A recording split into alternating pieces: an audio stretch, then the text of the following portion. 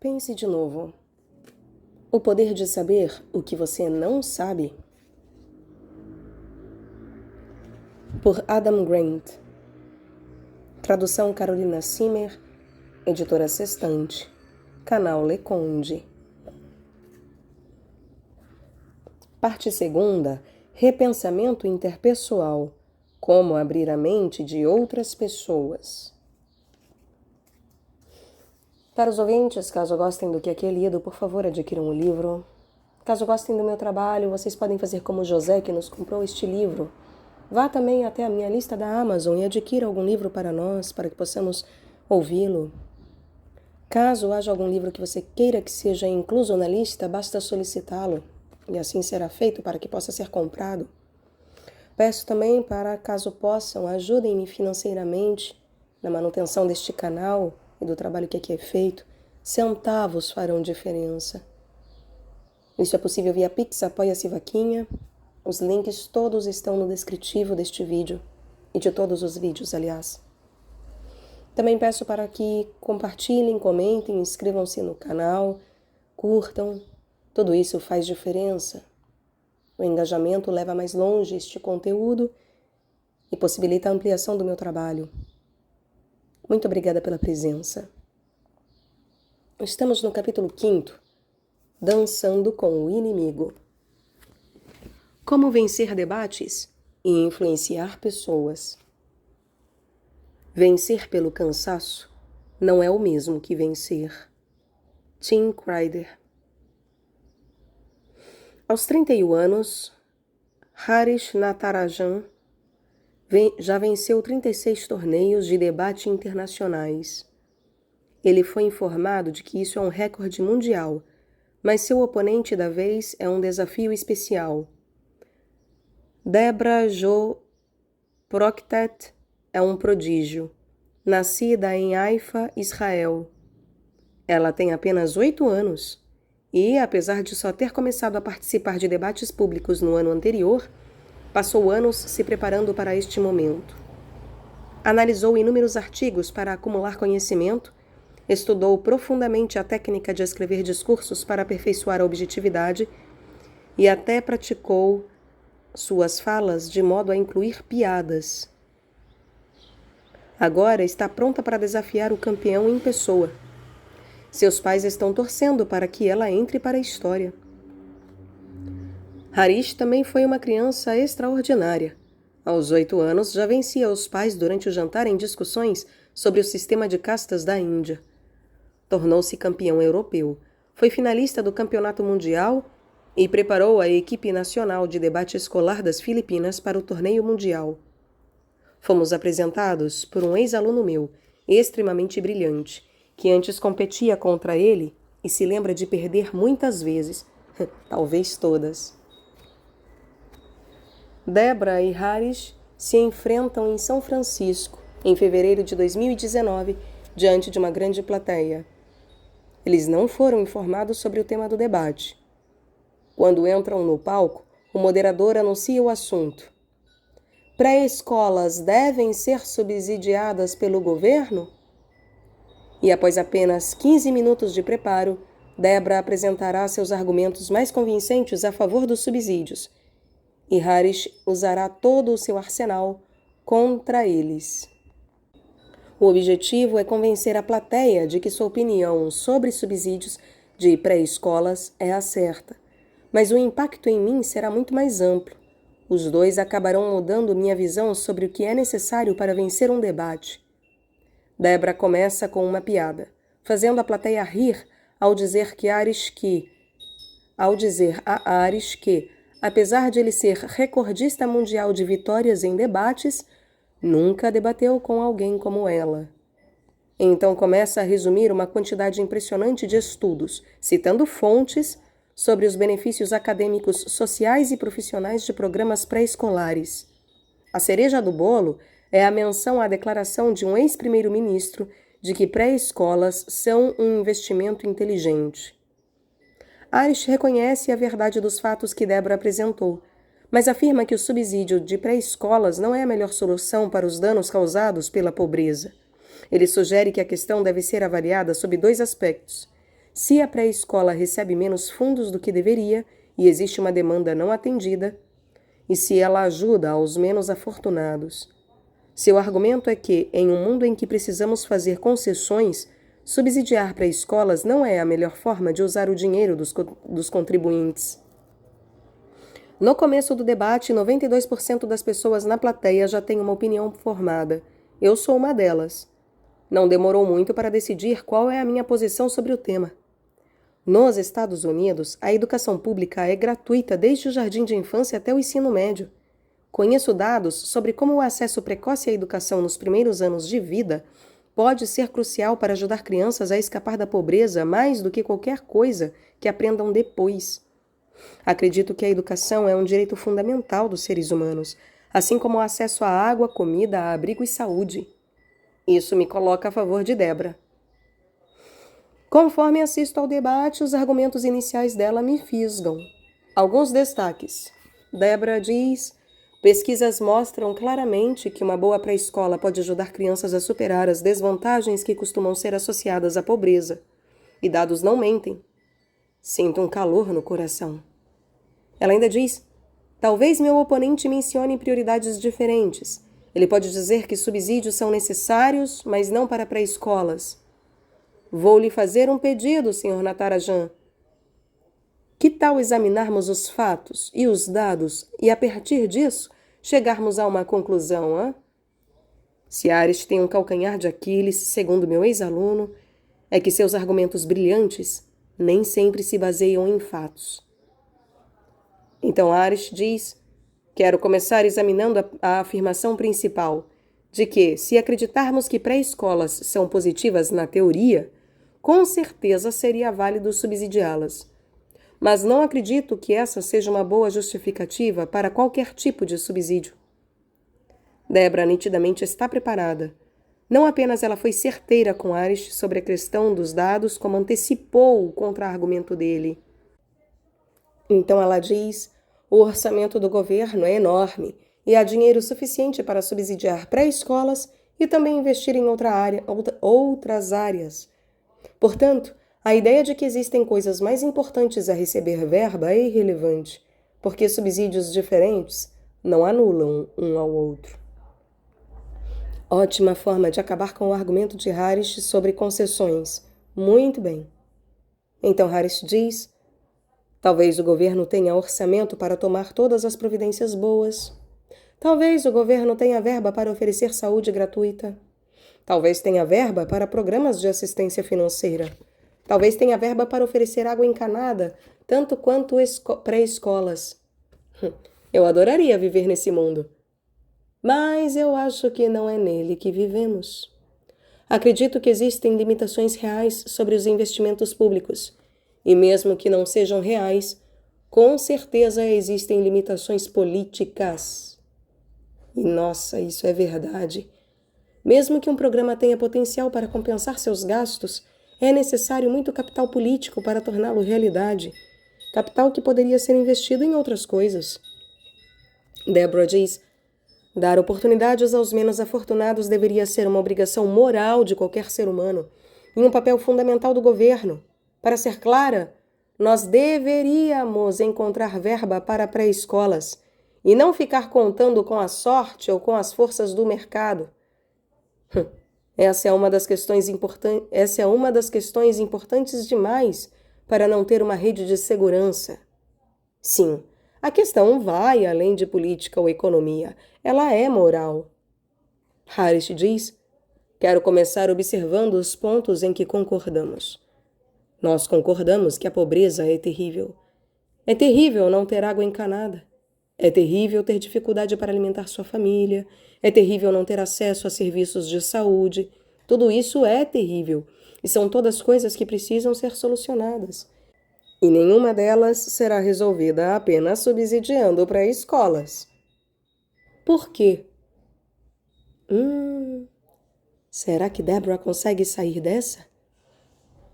Ela diz: pré-escolas integrais universais geram economia significativa para o sistema de saúde, assim como redução da criminalidade, dependência de assistência financeira do governo e abuso infantil.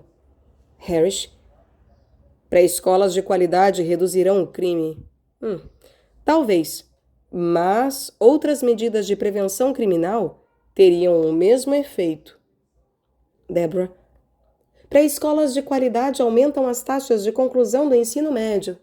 Harris: pré-escolas de qualidade podem provocar muitas melhorias na vida das pessoas? Talvez. Mas não sei se todas as pessoas teriam acesso a instituições de qualidade se aumentássemos de forma massiva o número de alunos nas pré-escolas. Eita, Harris tem razão. Há um risco de que as crianças de famílias mais pobres acabem nas piores pré-escolas. Estou começando a repensar meu posicionamento. Harris continua: e mesmo que as pré-escolas sejam subsidiadas, isso não significa que todo mundo vá frequentá-las. A pergunta é: quem receberia ajuda? As pessoas mais pobres acabariam não recebendo. No fim das contas, é a classe média quem recebe vantagens injustas e exageradas. Faz sentido. Como as pré-escolas não serão gratuitas, talvez os menos privilegiados não consigam pagar por elas. Agora estou dividido. Nós vimos os argumentos dos dois lados. Antes de eu contar quem ganhou, pense no seu posicionamento. O que você achava de subsidiar pré-escolas no começo do debate? E quantas vezes acabou repensando essa visão? Se você for como eu, reconsiderou sua opinião várias vezes. Mudar de ideia não faz ninguém ser hipócrita e nem vira casaca. Só significa que estamos abertos a aprender. Ao relembrar aquele evento, fico decepcionado comigo mesmo por ter uma ideia formada antes mesmo de o debate começar. Claro, eu tinha lido pesquisas sobre desenvolvimento infantil, mas não tinha a menor noção da economia dos subsídios nem de alternativas para a aplicação desses fundos. Na minha próxima viagem à Montanha da Estupidez, eu não posso esquecer de tirar uma selfie. Na apuração entre a plateia após o debate, o número de pessoas indecisas permaneceu igual, mas a média de opiniões saiu do lado de Deborah e passou para o de Harris. O apoio ao subsídio de pré-escolas caiu de 79% para 62%, e a oposição praticamente dobrou, indo de 13% para 30%. Deborah não apenas tinha mais dados, evidências melhores e imagens mais eloquentes, como também o apoio da plateia no começo do debate. Harris, porém, conseguiu converter uma boa parcela para o seu lado. Como ele fez isso? E o que seu desempenho nos ensina sobre a arte do debate? Esta parte do livro trata de convencer outras pessoas a repensar opiniões. Quando tentamos persuadir alguém, em geral nos posicionamos de modo antagônico. Em vez de tentar abrir mentes, acabamos por fechá-las de vez, ou só geramos antipatia. As pessoas ficam na defensiva, criando barreiras, atacam, pregando a favor de sua perspectiva e argumentando contra a nossa, ou caem para a política, dizendo o que queremos ouvir, sem jamais mudar o que pensam de verdade. Quero explorar uma abordagem mais colaborativa, em que demonstramos mais humildade e curiosidade, convidando os outros a pensar mais como cientistas. A ciência do acordo. Alguns anos atrás, uma ex-aluna chamada Jamie me ligou pedindo uma indicação de pós-graduação em administração. Como ela já vinha trilhando um caminho de sucesso, falei que seria perda de tempo e dinheiro. Detalhei a ausência de indícios de que um diploma de pós faria uma diferença tangível no seu futuro e os riscos de ela acabar com uma qualificação de mais e experiência de menos. Quando Jamie insistiu que seu empregador exigia um MBA para promovê-la, falei que sempre havia exceções à regra e argumentei que, de toda forma, ela provavelmente não passaria o resto de sua vida naquela empresa. Por fim, ela rebateu: "Você está fazendo bullying de lógica." "Quê? Bullying de lógica?" repetiu Jamie. "Acabou de me encher de argumentos racionais e eu não concordo com eles, mas não consigo rebater." No começo, adorei a expressão. Achei que era uma descrição precisa de um dos meus papéis como cientista social, vencer debates com os melhores dados. Então Jamie explicou que aquilo não a ajudava. Quanto mais fortes eram meus argumentos, mais ela teimava. De repente, percebi que eu havia instigado esse mesmo tipo de resistência muitas vezes antes. Durante minha infância, meu sensei de karatê me ensinou a nunca começar uma briga que eu não fosse capaz de vencer. Essa era minha postura em debates no trabalho e com amigos. Eu achava que o segredo para a vitória era entrar na batalha armado com lógicas irrefutáveis e dados precisos. Porém, quanto mais eu atacava, mais meus oponentes se defendiam. Meu único foco era convencê-los a aceitar minhas visões e repensar as deles, mas acabava me comportando nos modos pastor e advogado. Apesar de essas mentalidades me motivarem a continuar argumentando, era comum que eu acabasse me indispondo com a plateia. Eu não vencia. Por séculos e séculos o debate foi apreciado como uma arte, mas hoje em dia existe uma ciência cada vez mais aprofundada sobre como conseguir os melhores resultados. Em um debate formal, o objetivo é fazer a plateia mudar de opinião. Nos informais, tentamos mudar a opinião de nosso interlocutor. É quase como uma barganha em que você tenta chegar a um consenso sobre a verdade. Estudei psicologia da negociação para absorver mais conhecimento e melhorar minha habilidade de vencer debates.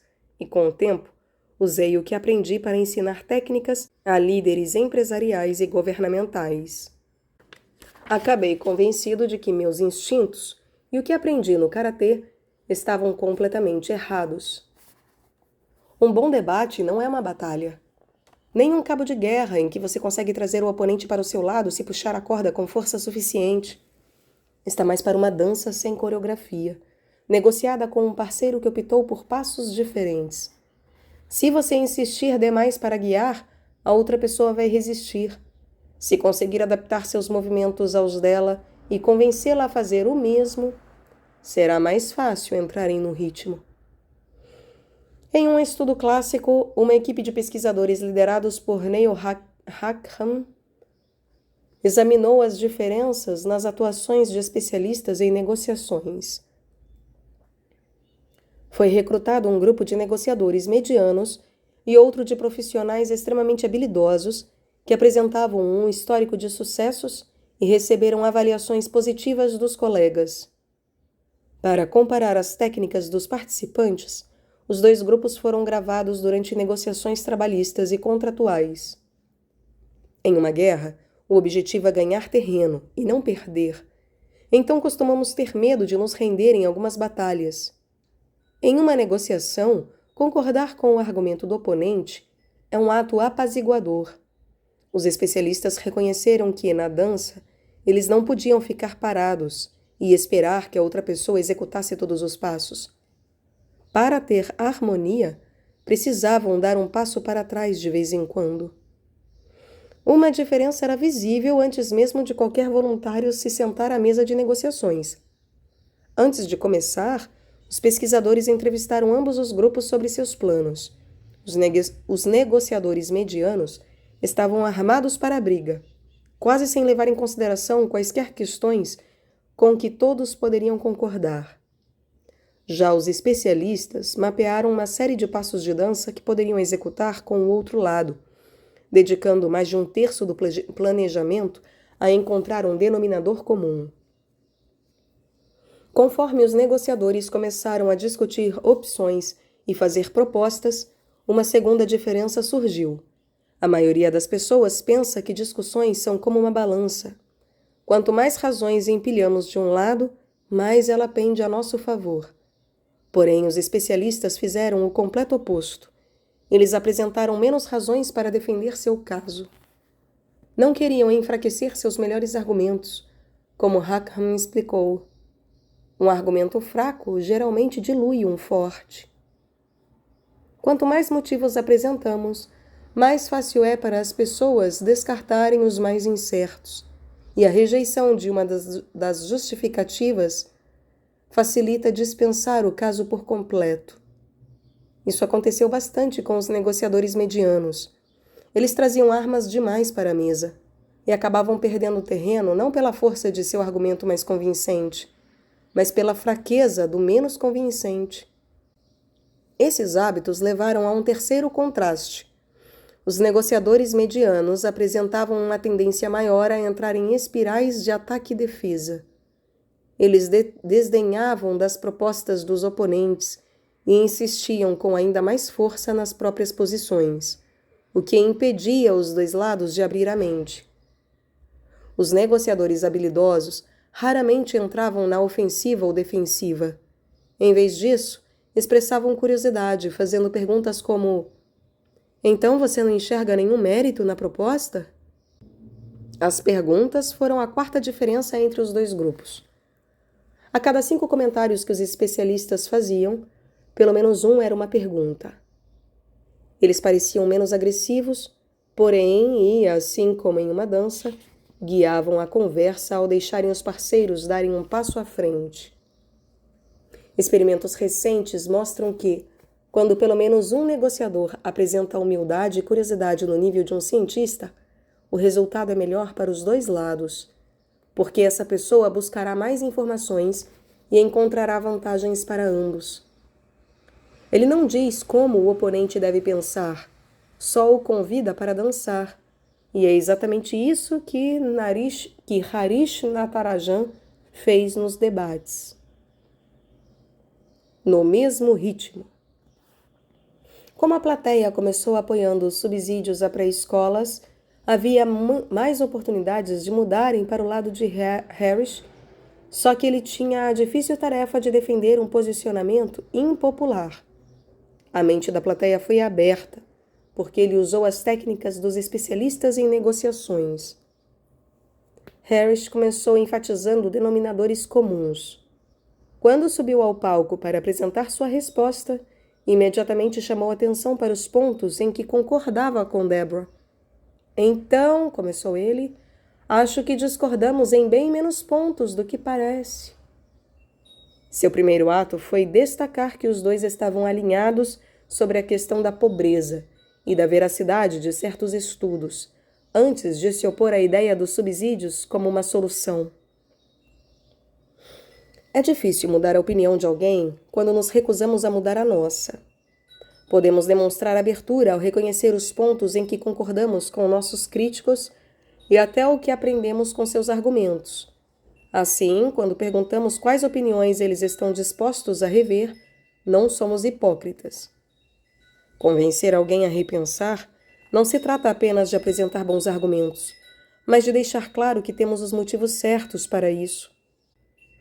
Quando reconhecemos que o outro disse algo que faz sentido, mostramos que não somos pastores, advogados ou políticos tentando defender uma pauta.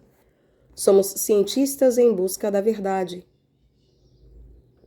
Discussões costumam ser mais hostis e antagônicas do que o necessário, explicou Harris.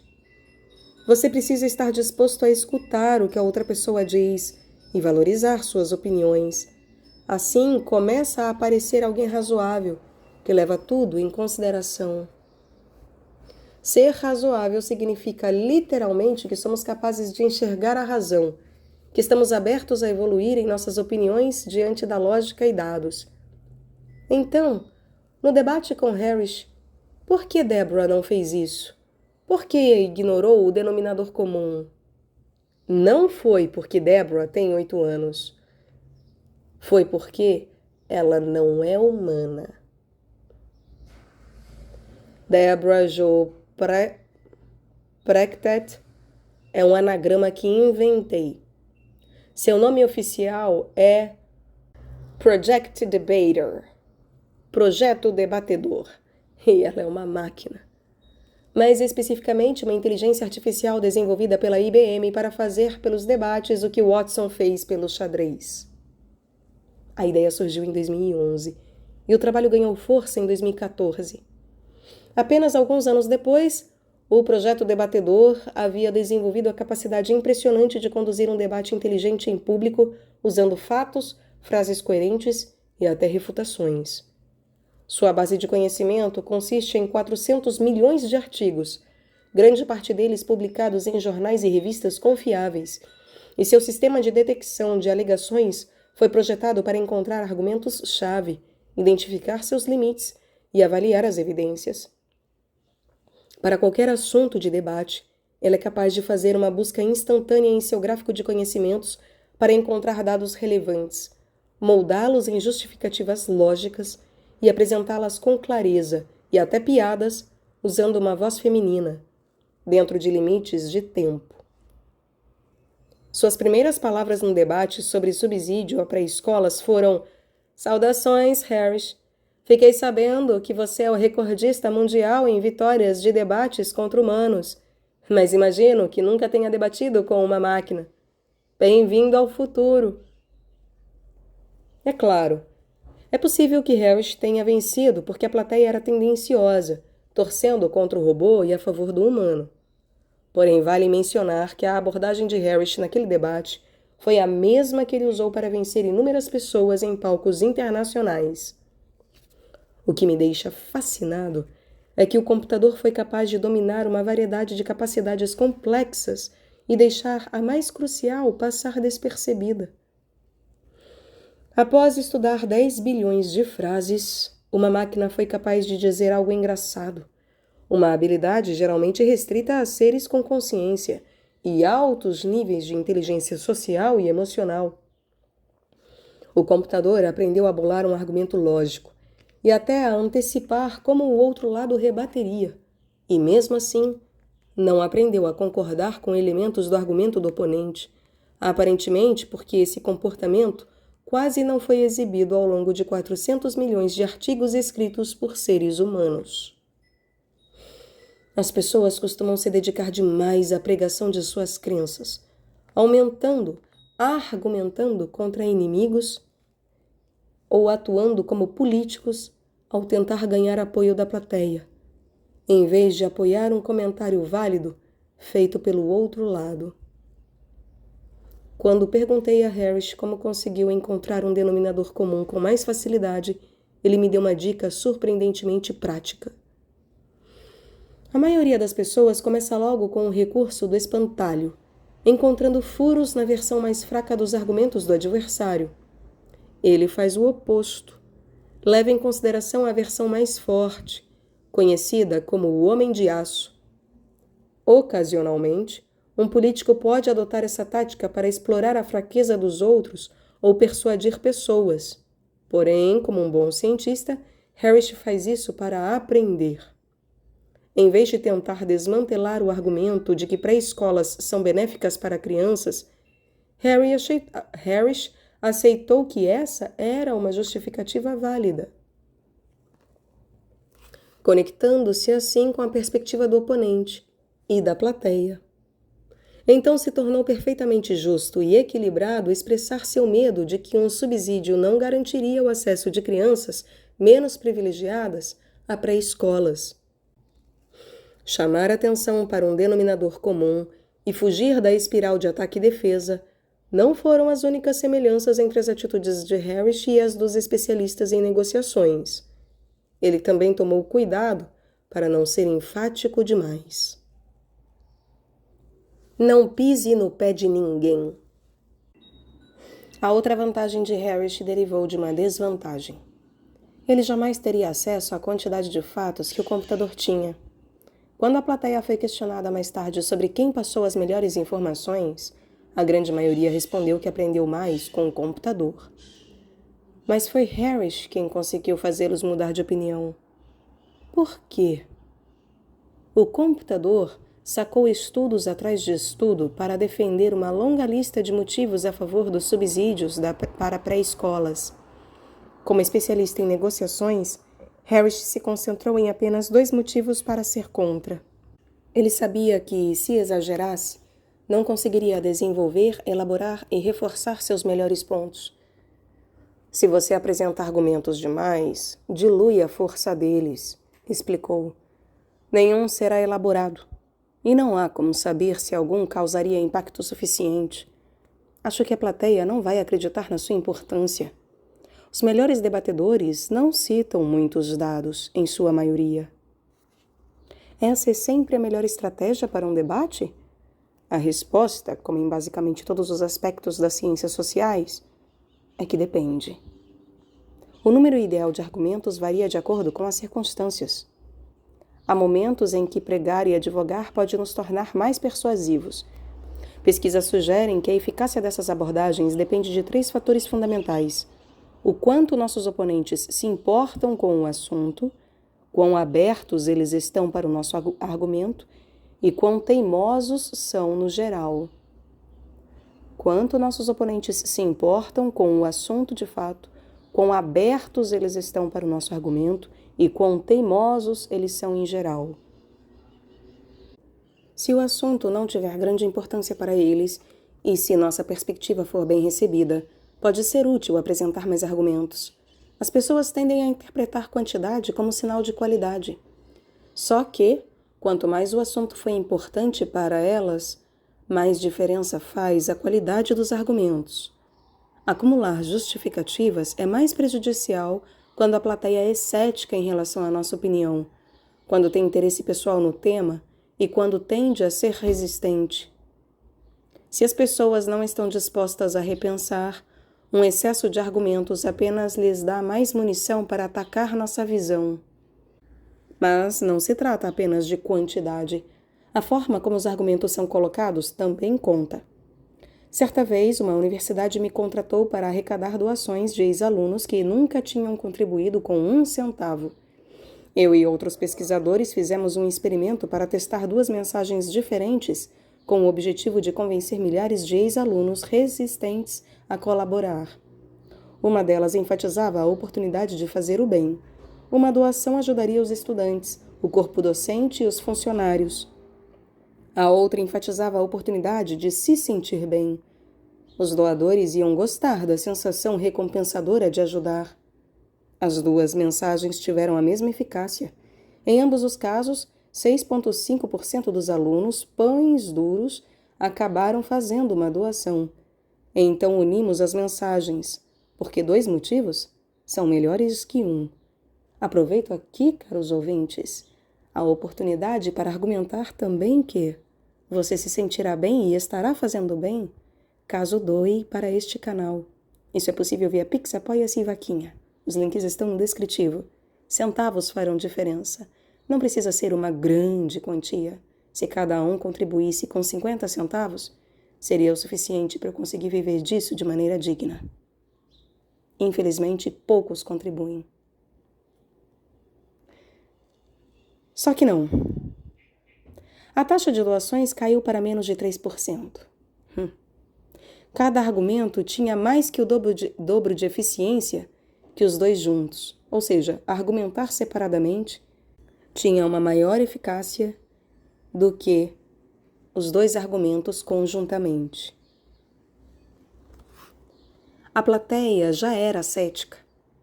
Quando apresentamos motivos diferentes para fazer doações, acionamos sua percepção de que alguém estava tentando ser persuasivo, como eu o tentei ser agora, e o público ergueu barreiras contra isso.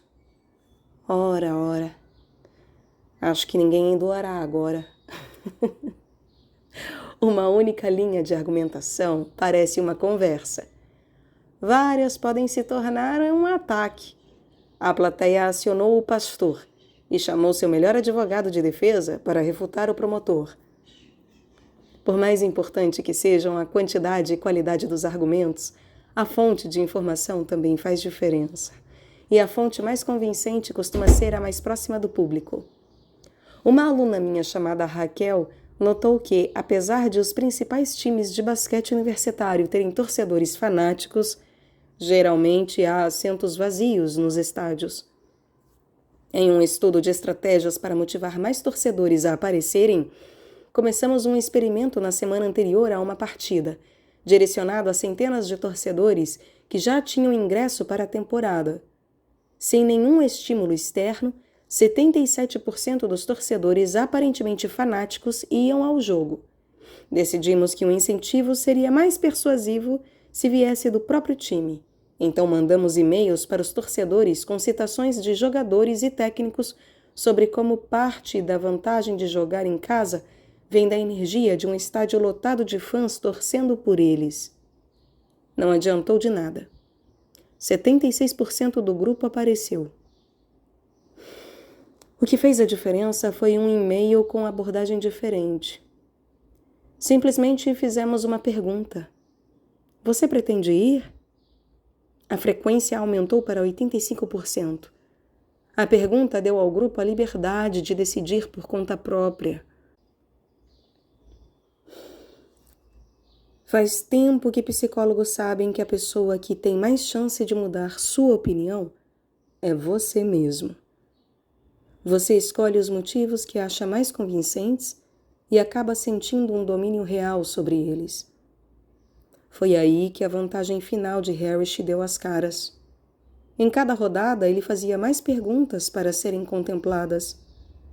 O computador fazia afirmações, tendo apresentado apenas um questionamento em seu discurso de abertura e direcionado a Harris e não à plateia. Já Harris começou com 6 perguntas para a plateia refletir. No primeiro minuto, ele determinou que o fato de pré-escolas serem úteis não significa que devam ser subsidiadas pelo governo, e em seguida indagou por quê. Então questionou se as pré-escolas recebiam verba suficiente, se ajudavam os menos favorecidos, e por que não faziam isso? Por que eram tão caras? E a quem realmente ajudavam? Juntas, essas técnicas aumentam as chances de que, durante uma discussão, nossos oponentes abandonem o ciclo de confiança excessiva e entrem no ciclo do repensamento. Ao mostrarmos que concordamos em certos pontos e reconhecemos que eles têm argumentos válidos, transmitimos humildade confiante e os incentivamos a fazer o mesmo. Ao apoiarmos nosso argumento com uma quantidade pequena de motivos coesos e convincentes, os incentivamos a duvidar da sua própria opinião. E ao fazermos perguntas sinceras, despertamos o interesse em saber mais. Não precisamos convencer ninguém de que estamos certos. Basta abrir a mente das pessoas para a possibilidade de elas talvez estarem erradas. A curiosidade natural pode terminar o trabalho por nós. Dito isto, é preciso apontar que isso tudo nem sempre basta. Não importa o quanto peçamos com educação. Nem todo mundo quer dançar. Há pessoas tão apegadas às suas crenças que a mera sugestão de entrar em sincronia parece uma emboscada. Tem pessoas que acham chato pedirmos para que haja colaborações em relação ao canal. Mas será que 50 centavos por mês realmente faz diferença nos bolsos dessas pessoas e que eu não tenha direito em solicitar que eu seja auxiliada em algo que eu faço com tanto amor? O que fazer nesse caso, né? O médico e o monstro mal educado. Alguns anos atrás, uma empresa de Wall Street me contratou como consultor em um projeto para atrair e reter analistas iniciantes e sócios. Após 2 meses de pesquisa, forneci um relatório com 26 recomendações baseadas em dados. No meio da minha apresentação para a equipe dirigente, um dos líderes me interrompeu e perguntou: por que não simplesmente aumentar o salário, hein? Expliquei que o dinheiro por si só provavelmente não faria diferença. Muitos estudos em uma série de indústrias mostraram que, uma vez que as pessoas ganham o suficiente para atender às necessidades básicas, um aumento no salário não as impede de abandonar empregos e chefes ruins. O executivo começou a discutir comigo. Na minha experiência, não é isso que vejo acontecer. Rebati no modo advogado. Sim. Foi por isso que eu trouxe experimentos randomizados e controlados com dados longitudinais, para aprender de verdade com a experiência de muitas pessoas, e não apenas com a sua. O executivo insistiu, dizendo que sua empresa era diferente. Então declamei algumas estatísticas básicas de seus próprios funcionários. Em testes e entrevistas, não havia nenhuma menção a compensações. As pessoas já eram bem pagas ali. Na verdade, recebiam mais do que deveriam. E se um aumento fosse solucionar o problema, já estaria tudo resolvido. O executivo não se convenceu. Finalmente fiquei tão irritado que fiz algo que não é do meu feitio. Declarei: nunca vi um grupo de pessoas inteligentes se comportarem de um jeito tão burro. Na hierarquia da discordância, criada pelo cientista da computação Paul Graham, o nível mais alto da argumentação é rebater a defesa central, e o pior é xingar o oponente. Em questões de segundos, eu deixei de ser o cara do bullying da lógica e passei para o bullying infantil. Se eu pudesse voltar no tempo, começaria aquela reunião com um denominador comum e menos dados. Em vez de atacar as crenças dos executivos com a minha pesquisa, pediria que abrissem a mente para mais dados, para os meus dados. Alguns anos depois, tive a oportunidade de testar essa abordagem em um evento sobre criatividade. Em minha fala, citei evidências de que Beethoven e Mozart não tiveram mais sucessos do que os outros grandes músicos da época. Apenas produziram um volume maior de trabalho, tendo assim maior probabilidade de criar obras geniais. Um homem na plateia me interrompeu gritando: porra nenhuma! Você está desrespeitando os maiores mestres da música. Que cara ignorante! Você não faz a menor ideia do que está falando. Em vez de reagir na hora, esperei dar o intervalo e fui até o encrenqueiro. Eis a conversa. Olha, você pode não concordar com os dados, mas não acho que aquela seja uma forma educada de expressar a sua opinião. Não foi assim que aprendi a ter um debate intelectual. E você? Não. Eu só acho que você estava errado. Não se trata da minha opinião. Foi uma descoberta independente de 2 cientistas sociais distintos. Que evidências fariam você mudar de ideia, hein? Eu não acredito que seria possível e que seja possível quantificar o brilhantismo de um músico. Mas eu gostaria de ver a pesquisa. Quando apresentei o estudo, ele me pediu desculpas. Eu não sei se consegui mudar a sua opinião, mas tive mais sucesso em convencê-lo a abrir a mente. Se alguém ficar nervoso e você encarar a discussão como uma guerra, suas opções serão atacar ou bater em retirada. Encará-la como uma dança lhe oferece uma terceira opção: dar um passo para o lado. Ter uma conversa sobre a conversa tira o foco da questão sendo debatida e o transfere para o processo de dialogar. Quanto mais raiva e hostilidade a outra pessoa expressar, mais curiosidade e interesse você demonstra. Se alguém perde o controle, a tranquilidade do oponente é um sinal de força. Ela remove o vento que sopra as velas do navio emocional. É bem raro que alguém reaja a isso gritando: "Eu gosto de me comunicar berrando." Essa é a quinta atitude que os especialistas em negociações tomaram com mais frequência do que os negociadores medianos. Eles tinham mais propensão a mencionar seus sentimentos sobre o processo e testar o que captaram sobre a mentalidade do outro lado. Eu fico decepcionado com os rumos que nossa discussão está tomando. Você está frustrado? Eu queria que você entendesse que a proposta é justa. Estou correto em dizer que você não enxerga mérito nenhum nela? Sinceramente, eu estou um pouco confuso com sua reação sobre os dados. Se você não valoriza meu trabalho, por que me contratou?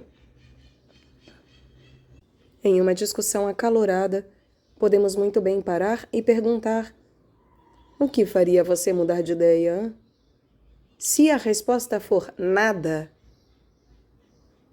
então não há motivo para continuar falando. A força das opiniões fracas. Em um debate, quando se chega a um impasse, não é necessário parar de falar. Vamos aceitar que temos opiniões diferentes? Não deveria encerrar uma discussão, mas iniciar uma nova conversa, com foco na compreensão e no aprendizado, e não na briga e na persuasão. É dessa forma que agimos de modo cientista. Pensamos mais à frente e nos perguntamos como poderíamos ter lidado com o debate de forma mais eficiente. Essa mentalidade pode nos ajudar a apresentar o mesmo argumento para uma pessoa diferente, ou um argumento diferente para a mesma pessoa, em um outro dia. Quando perguntei a um dos executivos de Wall Street como eu poderia mudar minha postura em debates futuros, ele sugeriu expressar menos convicção. Eu poderia facilmente ter rebatido com sarcasmo que não tinha muita certeza de quais das minhas 26 recomendações seria relevante. Também poderia ter admitido que, apesar de dinheiro geralmente não resolver o problema, nunca vi ninguém testar o efeito de um bônus de retenção de $1 milhão. Seria um experimento divertido, não acha? Em meu livro Originais, lançado há alguns anos, defendi que, se quisermos combater o pensamento de grupo, é bom termos opiniões fortes e sustentá-las de forma branda. Desde então mudei de ideia. Agora, acredito que isso seja um erro. Se sustentamos uma opinião de forma branda, expressá-la com convicção pode ser um tiro no pé. Comunicá-la com alguma incerteza transmite humildade confiante, convida à curiosidade e leva a uma discussão mais tranquila. Pesquisas mostram que, em tribunais, especialistas que prestam depoimento e jurados debatendo o veredito são mais convincentes e persuasivos quando expressam uma confiança moderada, em vez de pouca ou muita. E esses princípios não se limitam a debates. Eles se aplicam a uma grande variedade de situações em que defendemos nossas crenças e até nós mesmos. Em 2014, uma jovem chamada Michelle Hansen se deparou com o anúncio de uma vaga de gerente de produto em uma empresa de investimentos. Ela ficou animada com o cargo, mas não tinha as qualificações necessárias. Seus trabalhos anteriores tinham sido em finanças e lhe faltava o tempo de exigência exigido. Se você estivesse no lugar dela e decidisse se candidatar mesmo assim, o que diria em uma carta de apresentação? O ponto de partida natural seria enfatizar suas qualidades e minimizar seus defeitos. Como Michelle Scott declama em The Office, eu trabalho demais, me importo demais e às vezes me envolvo demais com meu emprego. Mas Michelle Hansen fez o oposto, dando uma de George Constanza em Seinfeld. Meu nome é George, estou desempregado e moro com meus pais. Em vez de tentar esconder suas limitações, Michelle as colocou em primeiro lugar. É provável que eu não seja a candidata que a empresa procura. Começava sua carta de apresentação. Não tenho uma década de experiência como gerente de produto, nem um diploma em planejamento financeiro. Após estabelecer os pontos fracos, ela enfatizou por que deveriam contratá-la mesmo assim. Mas tenho competências que não podem ser ensinadas em sala de aula.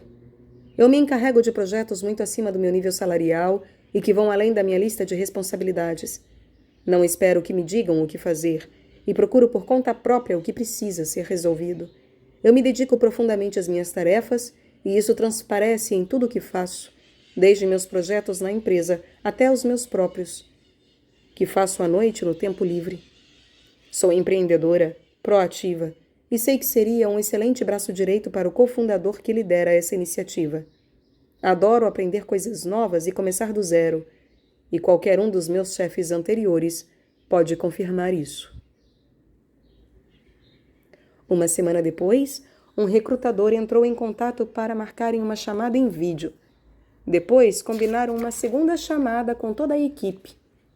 Nessas conversas, Michelle quis saber quais experimentos executados nos últimos tempos tinham sido os mais surpreendentes. Pergunta que impressionou a equipe. Eles lhe contaram sobre os momentos em que tinham certeza de que estavam certos e depois descobriram o oposto. Ela foi contratada, cresceu dentro da empresa e chegou a chefe de desenvolvimento de produto. E esse tipo de sucesso não é exceção. Existem evidências de que recrutadores preferem contratar candidatos que reconhecem pontos fracos reais, em vez de ficarem se vangloriando ou mencionando qualidades disfarçadas de defeitos. Mesmo após reconhecer que estava nadando contra a maré, Michelle não ficou na defensiva e nem atacou. Ela não pregou suas qualidades, nem argumentou contra os problemas na descrição da vaga. Ao concordar com as suas falhas na carta de apresentação, preveniu uma rejeição automática, demonstrando que tinha autoconhecimento suficiente para identificar as próprias limitações e confiança para admiti-las. Uma plateia qualificada vai notar as falhas em nossa fala de qualquer jeito. Então, é melhor receber crédito por ter a humildade de analisá-las, a sagacidade de identificá-las e a integridade de reconhecê-las. Ao enfatizar poucas, mas importantes qualidades, Michelle escapou da diluição do argumento, concentrando-se em seus pontos mais fortes. E, ao demonstrar interesse em saber as ocasiões em que a equipe havia errado, ela pôde ter incentivado o grupo a repensar seus critérios. As pessoas perceberam que não estavam buscando um conjunto de habilidades e títulos, mas um ser humano com vontade e capacidade de aprender. Michelle sabia o que não sabia e teve coragem de admitir isso, deixando claro que conseguiria aprender. Ao fazer perguntas, em vez de pensar pela plateia, nós a convidamos a se unir a nós em uma parceria e pensar por conta própria. Se encararmos uma discussão como uma guerra, haverá vencedores e perdedores. Se ela for uma dança, podemos começar a coreografar movimentos que nos façam avançar juntos. Ao levar em consideração a versão mais forte da perspectiva de um oponente e limitar nossas reações a determinada quantidade de nossos melhores passos, teremos mais chances de entrar no ritmo. E você, já curtiu, já compartilhou, já comentou? Já doou? Seria maravilhoso. dançarmos.